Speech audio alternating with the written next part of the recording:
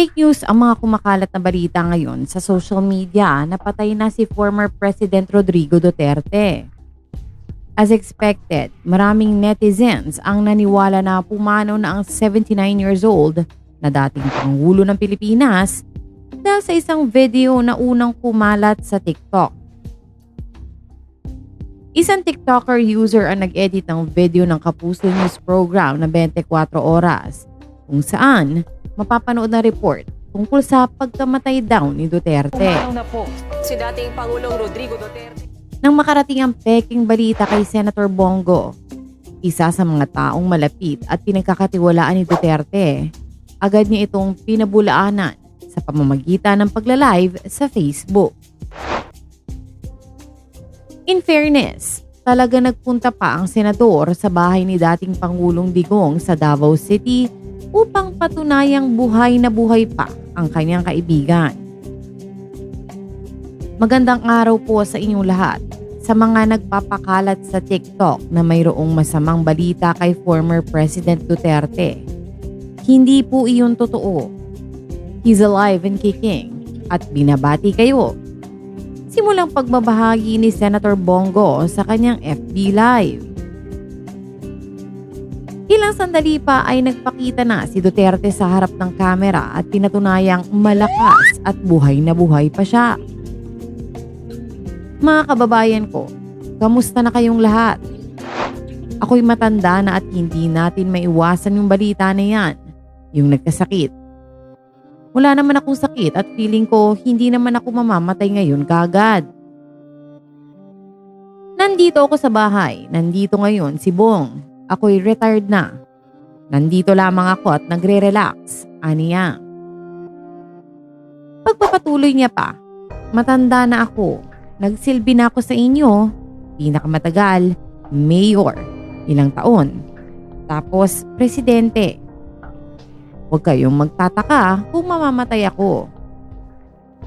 Mas mabuti pang magtanong bakit buhay pa yan, bakit ayaw na magpahinga matanda na.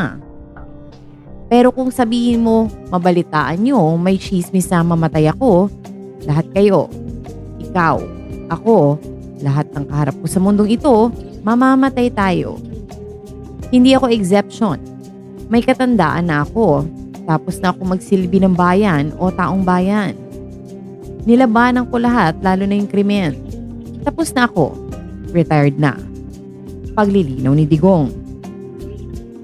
Nakiusap naman si Senator Bongo sa sambayan ng Pilipino na ipagdasal ang kalusugan at sana'y humaba pa ang buhay ni Digong. Huwag po kayong magpapakalat ng masasamang balita.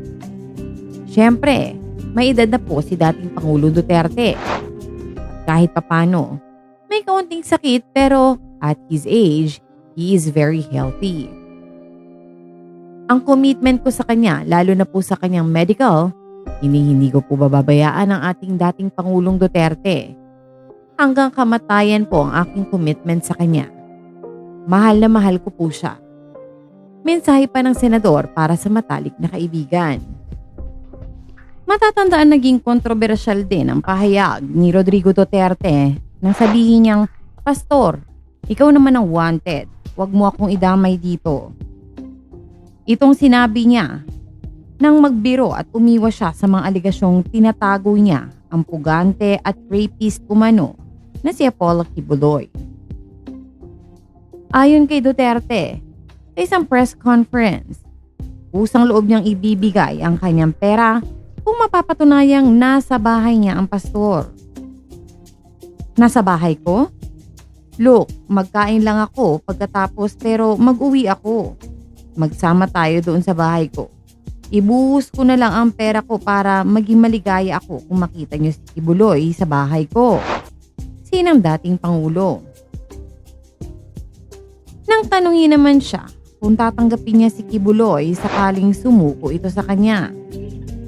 Ang sagot niya, hindi ko siya tatanggapin. Hindi ako ang otoridad. Si Duterte ang pinangalan ng Administrator ng Kingdom of Jesus Christ o KOJC. Isang sekta na pinamumunuan ni Kibuloy. Nabanggit din ng ex-president na posibleng nagtatago ang wanted na pastor sa property ng KOJC na nasa barangay Tamayong sa Calinan District, Davao City.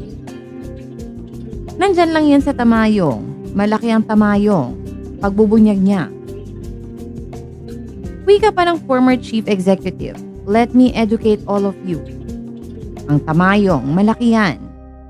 Sa loob, maraming bahay. Make sure na sa isang bahay ay nandyan siya because for every bahay, it should be different search. Mag-iikot-ikot siya dyan. Maghahabulan kayo. By the time na matapos, mapapagod na kayo. You will become a member of KOJC. Dagdag pa niya. Inamin din ni Duterte na may ugnayan pa rin siya kay Kibuloy at nang tanungin naman siya kung saan at kailan ang huli nilang pag-uusap, ang sabi niya, sa press con noong April 11. Samantala, itinanggi ng korte sa Pasig City ang apela ng pastor na suspindihin ang paglilitis sa korte sa kasong qualified human trafficking laban sa kanya. Naglabas din ng korte ng warrant of arrest para sa kanya para sa non-bailable offense. Matatanda ang noong January 2024 na mag-issue ang Senate Committee on Women ng sabina laban kay Kibuloy matapos itong hindi dumating sa Senate investigation kaugnay ng mga aligasyon ng pang-aabuso ng kanilang grupo. Nakaharap ang KOJC sa mga kasong human trafficking, rape, sexual abuse at child abuse. May mga babae na rin na humarap sa pagdinig upang magsalita kung paano sila pinagsamantalahan umano ni Kibuloy.